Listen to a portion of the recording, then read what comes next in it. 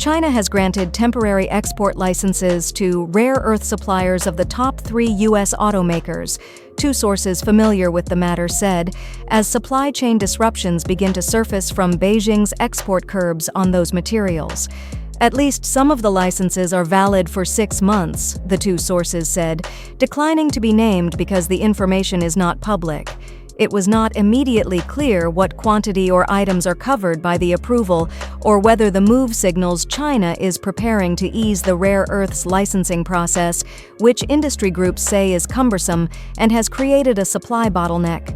On Thursday, President Trump and Chinese President Xi Jinping had a lengthy phone call to iron out trade differences. Trump said in social media post that there should no longer be any questions respecting the complexity of rare earth products. Both sides said teams will meet again soon. China's decision in April to restrict exports of a wide range of rare earths and related magnets has tripped up the supply chains central to automakers, aerospace manufacturers, semiconductor companies, and military contractors around the world. China's dominance of the critical mineral industry, key to the green energy transition, is increasingly viewed as a key point of leverage for Beijing in its trade war with the U.S. China produces around 90% of the world's rare earths, and auto industry representatives have warned of increasing threats to production due to their dependency on it for those parts. Suppliers of 3 big U.S. automakers, General Motors, Ford, and Jeep maker Stellantis, got clearance for some rare earth export licenses on Monday, one of the two sources said. GM and Ford each declined to comment.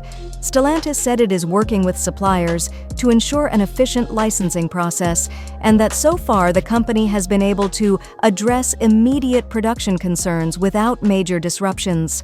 China's Ministry of Commerce did not immediately respond to a faxed request for comment.